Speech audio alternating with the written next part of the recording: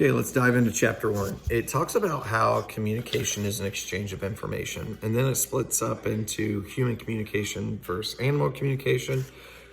Human communication is social interaction. It allows us to affect the actions of other people. Then it talks about how if communication doesn't have an effect on other people, it's no communication at all. So because it only has effect in a social context, communication can be defined as a social behavior. Human beings have the most elaborate, sophisticated, versatile, and creative means of verbal interactions. And that's where we dive into language. So they give a couple of different definitions of language. They give the linguistic definition, which is a system of symbols and codes. Then they give the behavioral definition, which is a form of social behavior shaped and maintained by a verbal community. We're going to think of language as an interaction and as the social behavior. Oral language is spoken with words, whereas non-oral language is expressed through gestures and symbols and both. This is kind of where they talk about body language and hand signs and stuff like that. People need not sing or even talk to survive biologically, but the sophisticated neurophysiological mechanisms that are used in speaking are linked to biological survival. So basically, speaking is practice for our brain to help us maintain. Humans have created special forms of culture by unique use of language like poetry, drama, music, and many other forms. So communication and social survival. Without effective communication skills, a human may survive as an organism, but won't have a thriving society. Such a person may be deprived of the success and satisfaction that comes from interactions with other people that are rooted in verbal or non-language or nonverbal language skills. The lack of communication in one form or the other may lead to social isolation. Excuse me. Language and communication are now crucial for even mundane occupational success and survival. So think about it this way. Think about going to work and sitting in your classroom and giving your kids an assignment, not telling them what to do. Then they hand the assignment in. You don't tell them how well they did. And then you start over the next day. It's going to be hard to thrive in a situation like that and in a society like that. So now let's study human communication. First of all, most of us communicate with a voice, and the voice is an essential element of oral communication.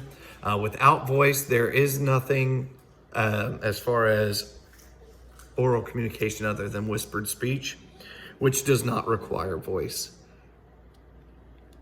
The most important structure that lays the foundation for oral communication is the larynx, which is in your neck. It contains the vocal folds. Vibrations in these vocal folds are what create the human voice. The voice can express anger, resentment, disappointment, joy, enthusiasm, or love without using words that express such emotions. Next thing we're going to talk about is articulation. And this is something that you'll hear speech therapists talk a lot about in school. In the context of speech, articulation is the movement of the speech mechanism that produces sounds of speech. So you're talking about your palate, your tongue, your lips. And if you ever get to sit in on a speech therapy session, you'll see that they have to point to their lips when they do certain articulation. The study of speech sounds and sound patterns used to create words is called phonology. And this is another thing that you will see in a speech classroom. Specialists refer to the use of terms phone and phoneme to describe various sounds of speech. So a phone is a single speech sound, for instance, like a K. And then a phoneme is a group of speech sounds, which would be like kit and bit. Syllables are another part of speech that we talk about, and we use the clap method in early education. Syllables are either vowels or vowels combined with consonants. Because phonemes help form syllables and words, they are the building blocks of speech. So in a narrower sense, speech is the production of phonemes, articulated sounds, and syllables that constitute speech. All right, so let's go back to language. We have oral language, which is our voice. Language is larger than just our voice and the words that we're saying. We can have expressive speech. Expressive language is language that is produced. Receptive language is language that is understood. Linguistics is the study of language, and linguists are the people that study language. Let's move on to morphology. So morphology is the study of structures. And basically in speech, they're talking about the structure of language. So morpheme is the smallest meaningful unit of language. And then we go into talk about like base or root morphemes. And those are like our base and root words. Morpheme added to the beginning of a base morpheme is a prefix, and one added to the end is a suffix. Okay, so let's talk about syntax and semantics. The basic meaning of syntax is to join or to put together. In language, it's one of the two parts of grammar. The other part is the morphological aspect of language. In the study of language, syntax is the arrangement of words to form meaningful sentences. So it's basically a collection of rules. So then we go into semantics, and the study of the meaning of language is called semantics. The semantic component is the meaning that words, phrases, and sentences convey together. Semanticists are the specialists who study the meaning of words. And I think that's all we need to cover for that. Oh, let's go into pragmatics. So pragmatics is the study of the rules that govern the use of language in social situations. Therefore, pragmatics places greater emphasis on the function or use of language than on its structure. Okay, so let's talk about behavioral study of language. Behavioral psychologist B.F. Skinner proposed a non-linguistic theory. Skinner was interested in language as a mental or cognitive system because he considered that such a view would preclude an experimental study of the subject matter.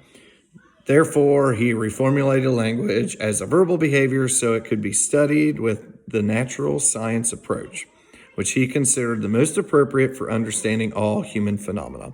So basically, instead of looking at language as a mechanical thing or a social thing, Skinner looked at it as a behavioral thing so that he could incorporate language into his behavioral studies.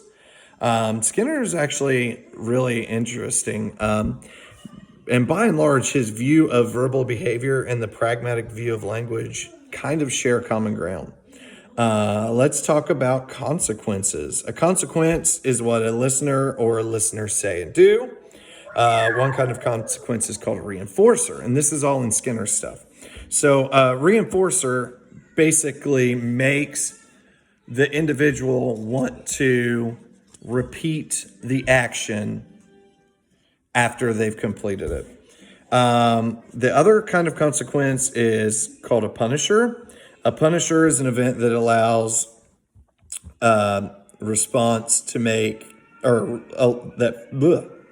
A punisher is an event that follows a response and makes that response less likely to occur in the future. So, reinforcer makes it more likely to occur. Punisher makes it less likely to occur. And now when you talk about it in schools, they'll say rewards versus consequences. Let's go into audience. Audience in Skinner's analysis refers to the relationship between the speaker and the listener. So the listener would be the audience. They set the stage for speech.